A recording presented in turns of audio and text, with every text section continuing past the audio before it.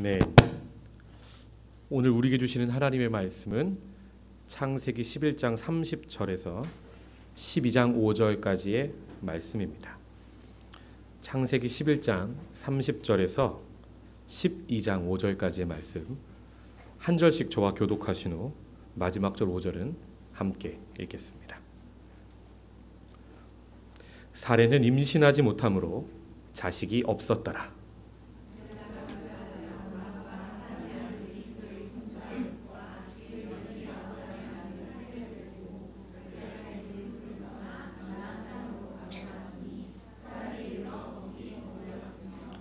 데라는 나이가 205세가 되어 하란에서 죽었더라.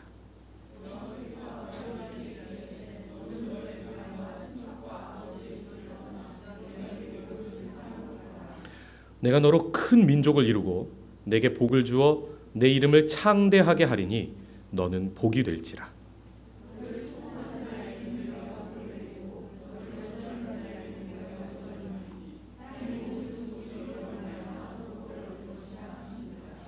이에 아브람이 여호와의 말씀을 따라갔고 롯도 그와 함께 갔으며 아브람이 하란을 떠날 때에 75세였더라. 아브람이 그의 아내 사레와 조카 롯과 하란에서 모은 모든 소유와 얻은 사람들을 이끌고 가나안 땅으로 가려고 떠나서 마침내 가나안 땅에 들어갔더라. 아멘. 제가 기도하겠습니다. 하나님, 이 밤에 하나님 말씀을 사모하여 주의 전에 모였습니다. 우리에게 다가와 말씀하여 주시고 아브라함에게 말씀하셨던 것처럼 우리 교회에도 우리 가정에도 우리 심령에도 다가와 말씀하여 주시옵소서. 주의 말씀이 내 발의 등이요 내 길의 빛이오니 어두운 인생길 걸어갈 때에 길을 잃어버리지 않게 하시고 구덩이를 피하게 하시고 하나님이 허락하신 좁은 길을 찬양하며 말씀의 등불을 의지하여 기쁨으로 걸어가는 우리 되도록 은혜 허락하여 주시옵소서. 부족한 종을 세우셨사오니 사용하시고 말씀하여 주시옵소서. 함께 하실 줄 믿고 감사하며 예수님의 이름으로 기도합니다. 아멘. 여러분은 요즘 무엇을 주로 생각하면서 바라보면서 살고 계십니까? 저는 한국에 있을 때 참 한국은 볼 것이 많은 것 같아요. TV만 틀면 그렇게 맛있는 게 많이 나와요. 그렇게 잘생기신 분들도 아름다우신 분들도 많이 나오고요. TV를 한번 틀었다가 끄면 몇 시간이 지나가는지 모를 정도로 시간이 지나가죠. 자주 즐겨보는 건 아니었지만 한국에서 그런 생활을 살다가 이제 싱가포르 땅에 싱가포르에 온 게 아니고 저는 생명의 말씀 교회에 온 것 같습니다. 네. 교회에 와서 생활을 하다 보니까 제가 바라보는 게 달라지는 것을 느끼기 시작합니다. 정확히 한 달을 하나님께서 게스트룸에 저를 이렇게 가둬두시고 그곳에서 아무것도 볼 게 없잖아요. 전화도 안 되고. 제가 바라보는 건 성경이었습니다. 그리고 기도하면서 들리는 건 하나님의 음성이었고요. 이거 참 행복하더라고요. 여러분 신앙이 다운되시고 하나님 말씀이 좀 안 들리시고 막 그 뭔가 갈급하시고 이러시면 게스트룸 한 달 추천드립니다. 그 나중에 우리 전교연 수련회 할 때 상품으로 게스트룸 한 달 숙박권 같은 거 걸어도 하나님 말씀이 들리는 것이니까 재미있을 것 같습니다. 저는 오늘 말씀을 준비하면서 이런 생각이 들었습니다. 하나님은 무엇을 주목하고 보실까? 하나님은 지금 무슨 생각을 하실까? 하나님은 어떤 사람을 바라보고 계실까? 하나님의 마음으로 성경을 바라보는 연습을 하고 있습니다. 오늘 본문 창세기 11장 30절을 보시면 사레는 임신하지 못함으로 자식이 없었더라. 저는 오늘 본문 시작하면서부터 사실은 은혜를 너무 받았어요. 사레는 임신하지 못해서 자식이 없었다는데 제가 왜 은혜를 받은 걸까요? 이게 창세기 11장 본문이잖아요. 창세기부터 보면 창세기 5장에 아담의 족보가 나옵니다. 아담부터 노아까지 10대거든요. 제가 읽겠습니다. 아담, 셋, 에노스, 게난, 마할랄렐, 야렛, 에녹, 무드셀라, 라멕, 노아. 정확히 10대죠. 낳고 해서 끊김이 없어요. 그러다 그 족보가 노아 때 홍수가 있었죠. 그리고 나서 노아의 홍수를 마무리 짓고 바벨탑 사건을 언급하신 후에 다시 노아의 세 아들 중에 셈의 족보를 언급하십니다. 노아부터 아브라함까지 또 정확하게 10대입니다. 제가 읽겠습니다. 노아, 셈, 아르박삿, 셀라, 에벨, 벨렉, 루, 스룩, 나홀, 데라, 그리고 오늘 본문에 나오는 아브라함. 아브라함은 아담의 20대 손으로 그려지고 있는 거죠. 이 족보가 여기까지 흘러나오는데요. 여러분, 계속 낳고 살면서 낳고 살면서 낳고 단 한 번도 낳고가 끊김이 없어요. 그런데 오늘 본문 11장 30절에는 뭐라고 나온다고요? 사레는 임신하지 못함으로 자식이 없었더라. 저는 쭉 창세기를 읽다가 여기서 처음으로 마음이 덜컥하고 걸리는 거예요. 그러면서 하나님의 마음이 느껴졌어요. 아, 하나님의 시선이 머무는 곳이 바로 이 자리구나. 어떤 자리요? 남들에게는 너무나 당연한 게 사례에게는 당연하지 않은 거예요. 저는 이 본문에서부터 너무 큰 은혜를 경험했습니다. 하나님이 주목하시는 자리, 하나님이 주목하시는 삶, 하나님이 주목하시는 사람은 누구입니까?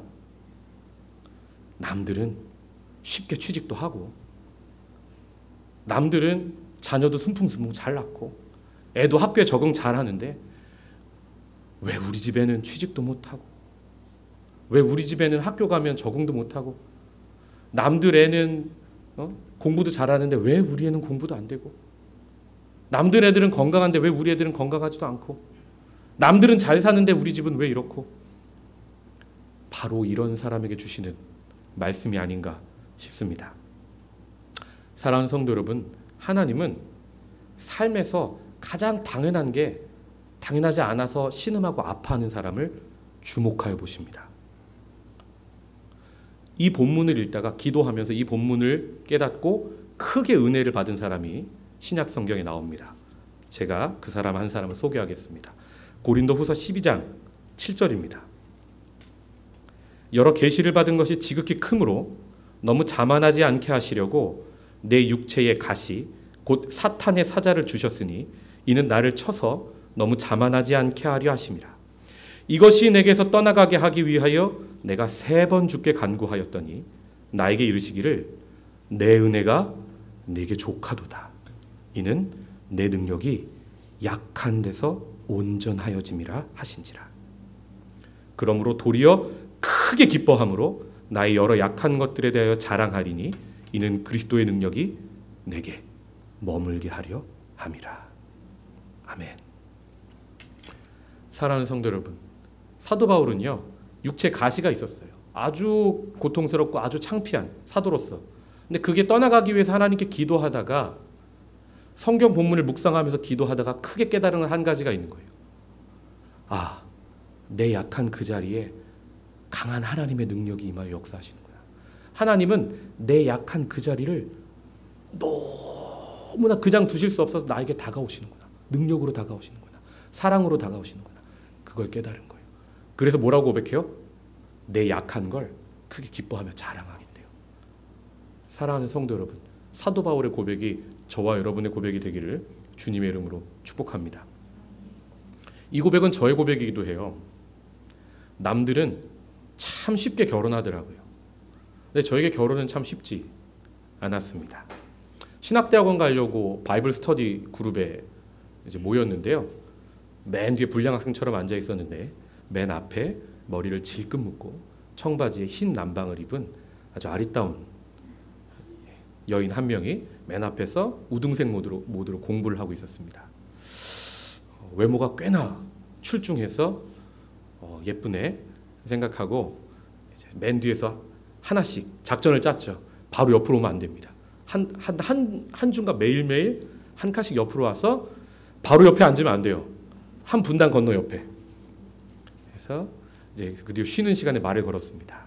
그리고 친해지고 이제 작업을 했죠. 대화를 해보니까 너무 괜찮은 거예요. 그래서 이 사람이다 싶어서 포기하면 안 되지 하고 열심히 작업을 하고 몇 달 작업을 한 후에 작심을 하고 고백을 했습니다. 제가 고백을 했습니다. 어떻게 됐을까요? 차였습니다. 대차게 차였습니다. 아내가 거짓말까지 하면서 쳤습니다. 뭐라고 했냐면 나 좋아하는 사람이 있다고. 나중에 보니까 아니었어요. 그렇게 차이고 제가 뭐 했는지 아세요? 하나님, 저는 연애도 못합니까? 제가 지금까지 하나님한테 한 게 얼만데, 아니 제가 정말 원하는 사람 하나도 이렇게 허락을 안 해주십니까? 하고 3일을 금식 기도를 시작했습니다. 제가 이 세상에서 가장 못하는 게 굶는 건데 단 한 끼를 굶어도 저는 당이 떨어져서 손이 부들부들 떨립니다. 3일을 굶으면서 성경을 보면서 기도를 하는데요. 울면서 기도하다 그런 마음이 들었어요. 하나님, 저는 앞으로 신학대학원 가서 전도사 되고 목사 돼서 마음이 꽁꽁 닫혀있는 사람 마음 문을 여는 오프너, 하나님의 병따개입니다. 근데 지금 당장 내 눈앞에 걸린 이 한 사람 마음 문도 못 열면서 내가 앞으로 만날 수많은 영혼들의 마음 문을 열겠다고 저는 하나님 앞에 그렇게 고백 못 하겠습니다. 하나님 도와주세요. 이거 마음은 못 열면 저 하나님 사용 못 하실 것 같아요. 하나님께 그렇게 기도했습니다. 3일 금식이 끝나고 아주 나중에 한번 간증을 하겠습니다. 정말 우연의 우연을 거쳐서 제가 금식하는 걸 아내가 알게 되고 그때부터 아내의 마음문이 열렸습니다. 그리고 연애하고 결혼에 골인했습니다. 갑자기 박수를 사랑하는 성도 여러분, 저에게 연애와 결혼은 남들 다 하는 건데 처절하도록 외로운 삶의 자리에서 그것도 대차게 차이면서 저긴 정말 쉽지 않았어요. 마치 오늘 본문처럼요. 사례에게는 아이를 낳는 게 너무 쉽지 않았어요. 근데 여러분, 바로 그 사람을, 그 문제를 하나님이 주목하여 보고 계십니다. 창세기 1장부터 지금 본문까지 창세기 11장 30절 나올 때까지 단 한 여인도, 단 한 가정도 불임 가정이 없었어요. 생육하고 번성하라는 하나님의 뜻을 쫓아서 그렇게 쉽게도 나요. 그런데 하나 걸리는 가정이 있는데 하나님이 그 가정을 붙드시고 은혜를 주시고 사용하기 시작합니다. 이 아담부터 지금 아브람까지 20대 중에요, 어마어마한 족보의 사람들이 많이 나와요. 에노스, 여호와 이름을 사람들이 처음 부른 예배를 회복한 사람. 7대손 에녹, 하나님과 동행하다가 들림 받죠. 그런 사람 믿음의 그 조상으로 세우시면 안 돼요? 또 10대손 노아, 얼마나 대단한 사람이에요. 방주를 만들어서 세상을 구원하고. 그 사람들 사용하지 않으셨어요. 누구를 주목하셨어요? 문제 있는 사람. 왜 이 가정을 하나님이 주목하시는지 오늘 본문을 통해 계속 보았으면 좋겠습니다. 창세기 11장 31절에서 32절을 읽겠습니다. 데라가 그 아들 아브람과 하란의 아들인 그의 손자 롯과 그의 며느리 아브람의 아내 사레를 데리고 갈대아인의 우르를 떠나 가나안 땅으로 가고자 하더니 하란에 이르러 거기 거류하였으며. 하나님이 점 찍어 두셨어요, 이 불임 가정을. 그런데 데라가 나와요. 갈대아 우르에서 가나안 땅까지 가는 여정이었는데요, 하나님이 아브람을 통해 부르셨어요. 근데 그 아버지 데라가 있죠. 근데 아직 그 가정의 주도권은 데라가 쥐고 있었습니다. 그런데 아버지 데라가 아들의 말을 따라서 가다 중간에 어느 지역이 있냐면 하란이라는 땅이 있어요. 거기에 멈춥니다. 데라라는 뜻은 지연시키다 라는 뜻입니다. 성도 여러분, 어느 아빠 엄마가 아들 이름을 지연시키다, 나쁜 이름을 넣겠습니까? 아마 데라라는 이름이 후에 지연시키다라는 의미로 해석되었던 것 같습니다. 하나님의 뜻이 지연되는 거예요. 하나님이 점 찍어 두셨으면 바로 무슨 일이 일어나야 될 것 같잖아요. 여러분이 기도 시작하시면, 꽂혀서 기도 시작하시면 뭔가 프로젝트가 시작되어야 될 것 같잖아요. 아니요. 지연되는 상황이 있어요. 어려움이 있는 거예요. 그 상황에서 하나님 어떻게 하십니까? 기다리세요. 이게 하나님의 방법이에요. 억지로도 강제로도 역사하지 않으세요. 하나님은 기다리시는 분이에요. 울며 기도하시는 분이세요. 누가복음 15장에 보면 둘째 아들이 아빠한테 아버지 전 재산 반 나 주세요. 아버지 돌아가신 걸로 여기겠다는 거죠. 내 마음대로 할래요, 내 인생. 아버지가 어떻게 합니까? 보내요. 왜요? 그 아들 데리고 있어 봤자 같이 있는 게 아니에요. 하나님의 양육 방법은 우리와 많이 다른 것 같아요. 하나님의 뜻이 지연되는 상황 속에서도 하나님은 기다리고 계십니다. 누가 주도권을 질 때까지요? 아브라함이 그 가정에 주도권을 줄 때까지. 그리고 우리가 너무나 익숙한, 여기 계신 분들은 거의 다 외우실 창세기 12장 1절의 말씀이 나옵니다. 함께 읽어볼까요? 창세기 12장 1절입니다. 시작. 여호와께서 아브라함에게 이르시되 너는 너의 고향과 친척과 아버지의 집을 떠나 내가 내게 보여줄 땅으로 가라. 아멘. 드디어 하나님이 아브라함에게 말을 거십니다. 그리고 재밌는 게 이 뒤에 보면요, 아브라함도요 기다려 뜨는 듯이 묻지도 따지지도 않고 바로 그 말씀에 반응해서 나아가요. 저는 이 부분에서 어떤 이미지가 그려지냐면요, 아버지와 아들이 수영장에서 목욕탕 같은 데서 있잖아요, 숨 오래 참게 하는 것 같아요. 누가 더 오래 참나 해보자 하고 하나 둘 꼬록꼬록꼬록꼬록꼬록꼬록 소리가 나도 버티고 있죠. 창세기 12장 1절에 드디어 지연시키는 데라가 역사의 뒤안길로 사라지자마자 하나님이 파 하면서 나타나십니다. 아브라함에게 말씀하시죠. 너는 너의 고향과 친척과 아버지의 집을 떠나 내가 너에게 보여줄 땅으로 가라. 하나님 말씀을 거시는 내용이 뭡니까? 첫째는 떠나라 말씀하십니다.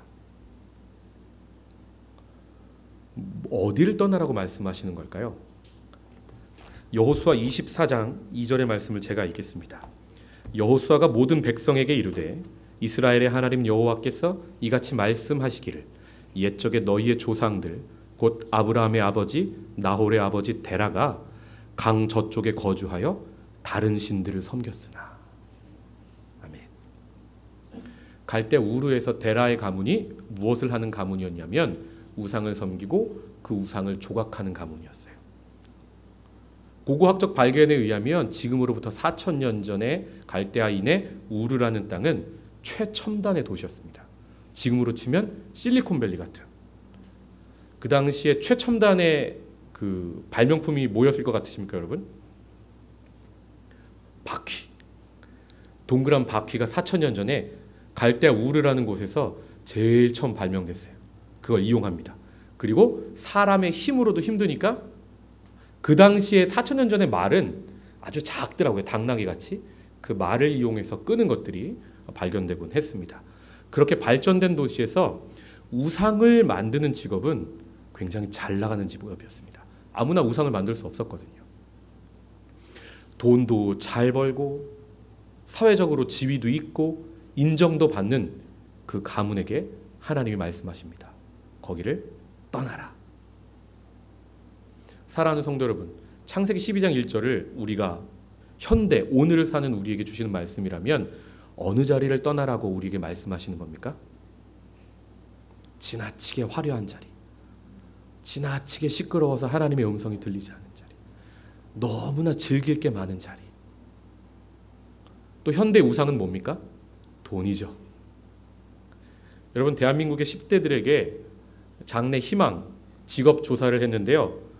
1위인가 2위에 오른 직업이 뭔지 아십니까? 건물주랍니다. 요즘 10대들은 조물주보다 건물주를 더 높게 생각한다고 합니다. 돈이죠. 왜요?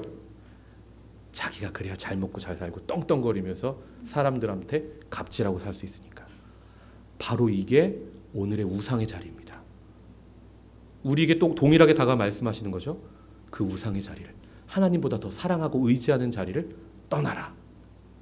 그리고 둘째로 말씀하십니다. 가라. 어디로 가라고 말씀하십니까?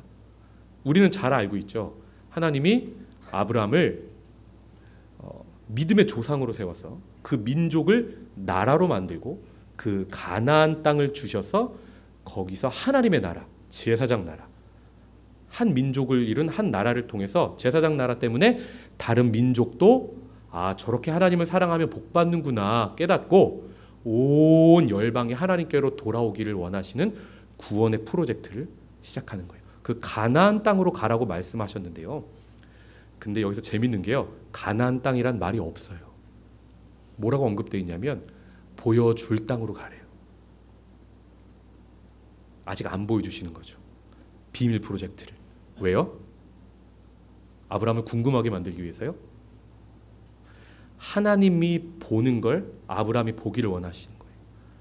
하나님이 생각하는 걸 아브라함이 생각하길 원하시는 거예요. 하나님이 느끼는 걸 아브라함이 느끼길 원하시는 거예요.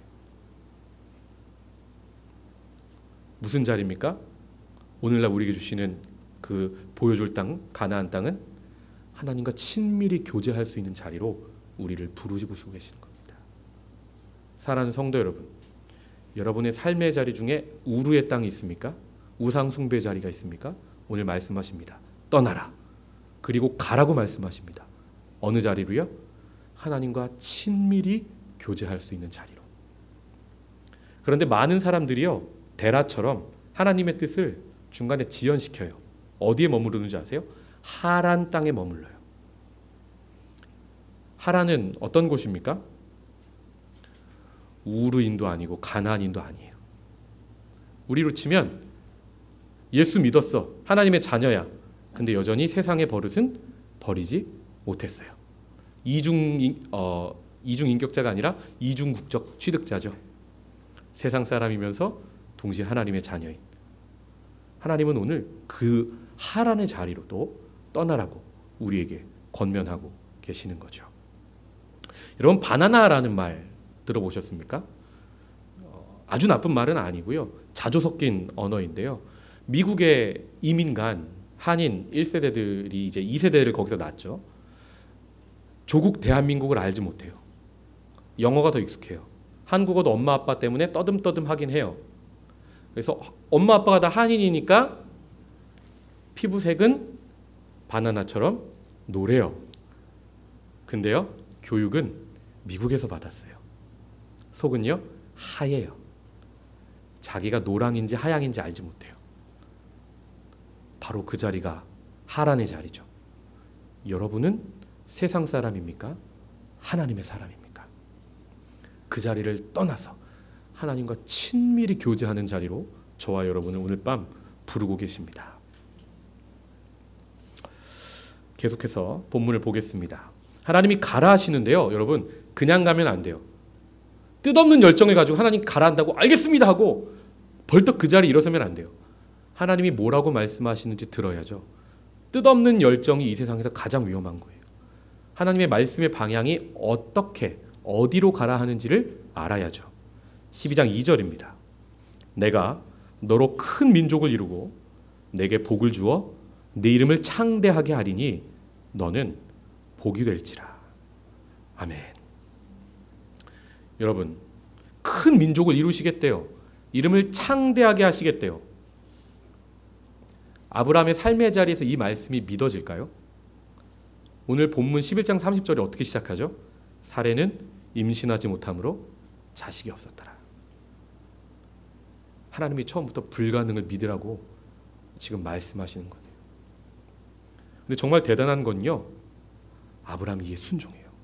말씀하시는 하나님도 대단하고 이에 토달지 않고 순종하는 아브라함도 참 대단하죠. 믿음 없으면 불가능한 거죠. 근데 여러분, 지금 이 순종하는 아브라함의 믿음을 어떤 맹신, 광신으로 여기면 안 돼요. 믿음이라는 단어는 피스티스, 헬라어로 피스티스인데요. 이게 설득당한 상태를 의미해요.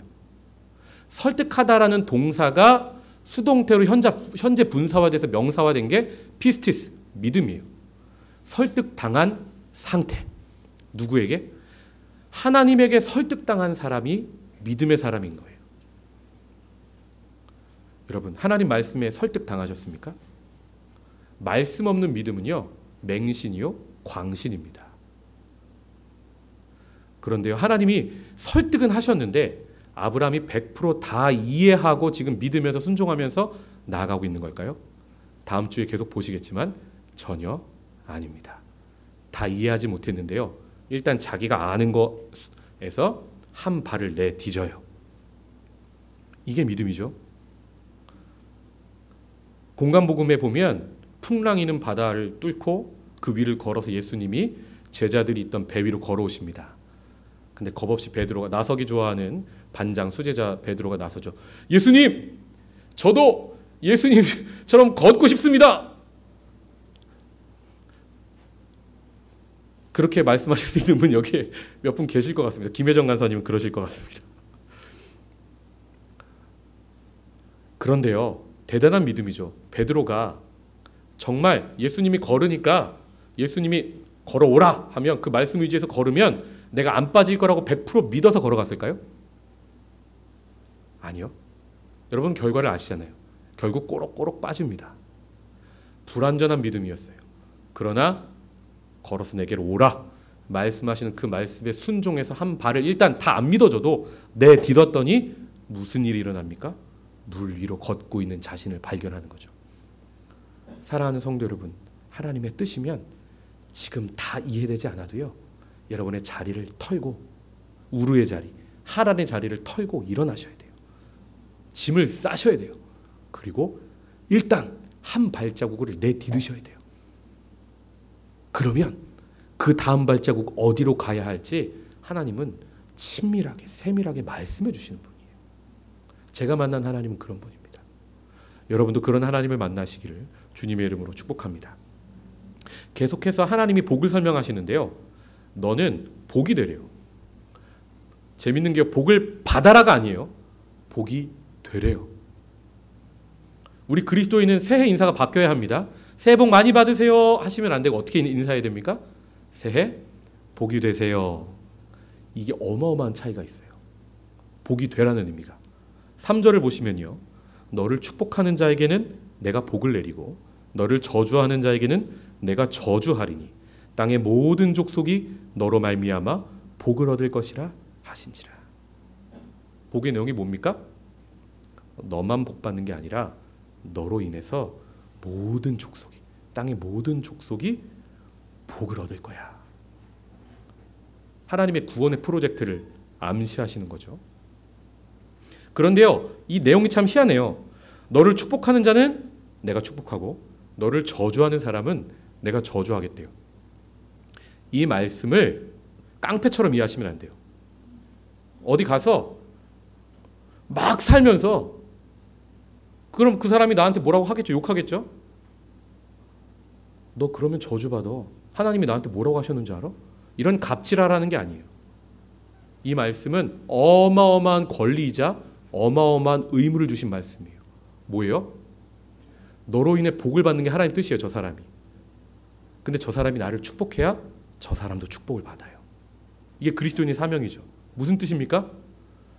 저 사람이 하여금 와, 당신은 정말 하나님의 자녀 같습니다. 와, 당신의 삶을 보니까 하나님이 진짜 살아계신 것 같네요. 당신 하나님의 자녀 맞네요. 당신이 믿는 하나님 나도 믿어보고 싶습니다. 이렇게 되도록 그리스도인답게, 하나님의 자녀답게, 복답게, 천하 만민이 너로 말미암아 복을 얻을 것이라 하신 그 복의 근원답게 삶을 살아가라는 말씀이죠. 사랑하는 성도 여러분, 이 하나님의 말씀이 저와 여러분의 삶에서 이루어지시기를 주님의 이름으로 축복합니다. 하나님의 복의 선언이 선포됩니다. 떠나라, 가라. 내가 복의 근원이 되게 해줄게. 내 이름을 창대하게 해줄게. 너는 복이 되라. 너를 축복하는 자에게는 내가 축복하고 너를 저주하는 자는 내가 저주할게. 말씀하셨어요. 천하 만민이 너로 말미암아 복을 얻을 거야. 어마어마한 말씀을 하셨어요. 자, 하나님의 말씀은 끝이 났고요. 4절에 아브라함의 응답이 나옵니다. 이에 아브라함이 여호와의 말씀을 따라갔고. 저는 이 접속사 이에부터 은혜가 돼요. 여러분, 말씀의 자리, 은혜의 자리, 하나님의 말씀의 선포가 이루어지고 나서 여러분의 삶의 자리, 여러분의 응답은 어떠십니까? 접속사가 중요해요. 이에 한민이 여호와의 말씀을 따라갔고, 이에 누구누구가 여호와의 말씀을 따라갔고, 접속사가 therefore, 그러므로, 이에, 이런 게 돼야 되죠. 그런데 성경을 잘 보면 접속사가 이상하게 나오는 데가 있어요. 창세기 3장. 창세기 1장에 천지를 창조하시고 창세기 2장에 에덴 동산을 창조하시고 6일째 창조하신 사람을 그곳에 들이시죠. 좋았더라, 좋았더라, 좋았더라, 좋았더라, 심히 좋았더라. 그리고 동산에 생명나무와 선악과를 두시고 이건 먹으면 안 돼. 대신 어마어마하게 많은 자를 주십니다. 자, 여기서 행복하게 살자 하시죠. 2장이 그리고 끝나요. 그런데 3장 시작이 어떻게 시작하는 줄 아십니까? 그런데 뱀은 여호와 하나님이 지으신 들짐승 중에 가장 간교하더라. 접속사부터 어둠이 쫙 깔리죠.